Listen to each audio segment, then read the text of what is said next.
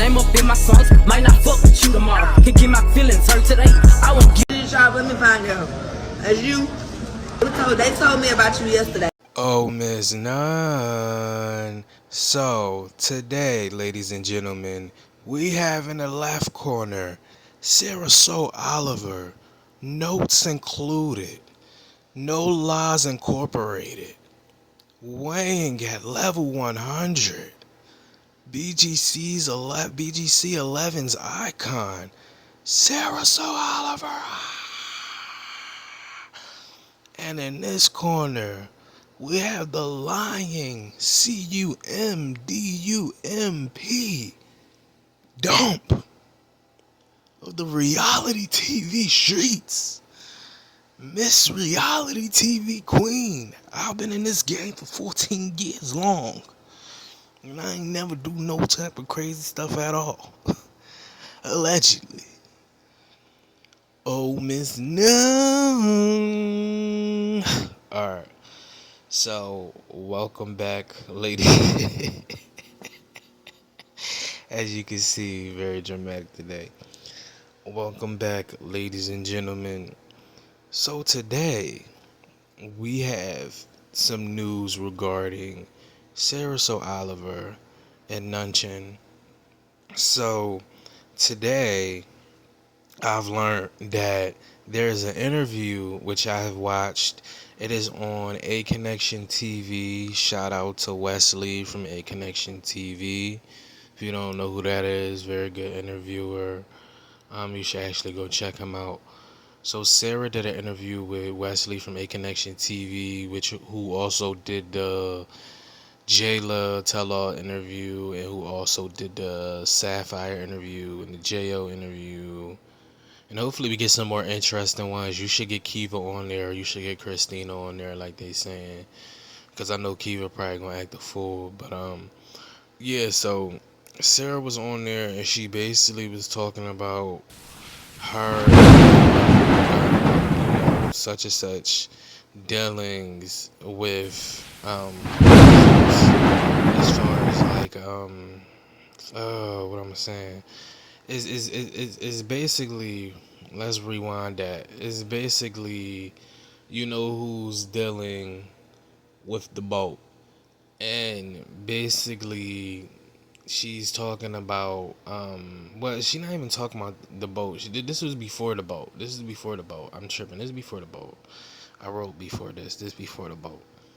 This is Sarah talking about how Nunchin brought her to a fake lash event, or something of that sort. That girl, she always got a, fake company behind something. So, she went and told Sarah that they were going somewhere in AFRICA, and she basically told Sarah that, oh, when they get there, it's gonna be party, etc. Just nightlife, like, being, out networking and stuff like that. It's basically one of those situations, like they out networking and etc. partying, but what she didn't know was what was going to come after. So I'm going to show y'all a little bit of what had transpired, and then we're going to come back and talk about the clip that I put in right now. And the other girl went and stayed in a room together and just became buddy-buddy the whole time. But yeah, it was pretty bad. I remember being in uncomfortable situations. It was like, oh, we're just going to go to this dinner. Okay, cool. I can smile, laugh, have dinner. We can go to this club party. But then late at night when the guys expected stuff, and I'm like, wait, why are they expecting? Because I wasn't told that they were. But then I heard through the grapevine that it was like, no, these girls are paid. You can do whatever you want. Everything's taken care of. As if it was just some free for all. No, wait. So let's rewind. Yeah. Let's take a step back. Let's take a couple steps back. Okay. So you get. Okay, so basically, to sum it up, Sarah basically was saying that they were going to parties and they were having club hostings out there. And her and such used to get booked together along with Judy. And, they had on the lines of the same booking manager and stuff like that. That's in the whole interview. You go watch that, whatever. That's on A Connection TV. They was doing like, the club hostings, party, and etc. They get paid to do stuff like that. So she basically was saying somebody was like, as she like looked behind scenes or whatever, or do she heard through the grapevine, she was saying somebody basically was saying everything is paid for already. Those girls are paid girls, and in certain worlds, certain things mean certain things. So Sarah's like, what? And then she was wondering why the guys was expecting some stuff late at night after the party and stuff like that. And Sarah claims she went back to the villa, but I do feel like for 2% of the time, I feel like Sarah does leave stuff out of there. Like, it was something when she put out the funeral note things, when she did on Instagram, if you was there, when she did the all of them things, I watched all of those. She basically, it's like we was hearing audio of Natalie, but it's like we wasn't hearing too much audio of what Sarah was saying back. And sometimes people be like, if you gotta record from the beginning, then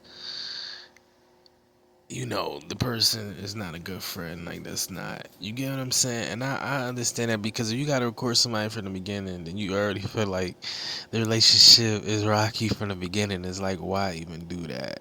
That's why I don't like stuff like that. Like, I feel like if somebody is saving stuff up to use against me, like, why the fuck be my friend? Because you like, it's like you get what I'm saying? Like, on both ends, it's kind of odd. Like, I get, you making business moves and you having to keep something in your back pocket because I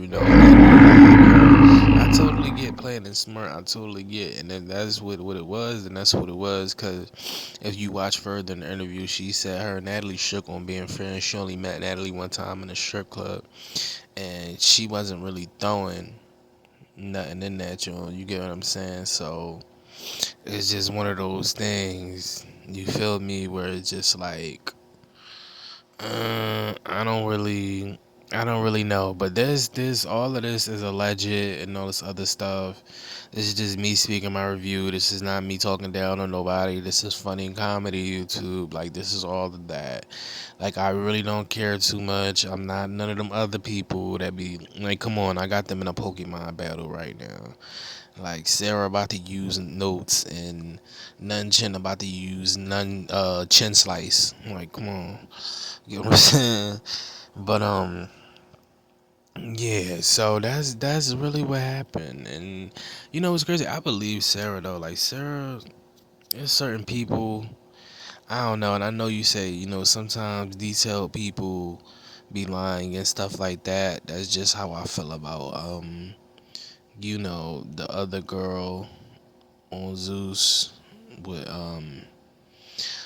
you know, she was a part of the Big Ten on One More Chance. You know what I'm talking about. Her, I feel like yeah, I'm starting to see her patterns where she be lying now. Like, it's so crazy because she move her head a certain way, because she be like, yeah, because duh. And like, as you really start to get into it now, like, you really start to see all the BS that the girl from the Big Ten that was friends with Slim be doing. You get what I'm saying? So I don't know. It is what it is. You get what I'm saying? Like, half of y'all probably, won't get it till y'all hit a certain age anyway.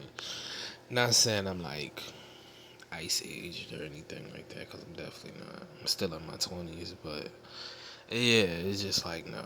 But alright, y'all.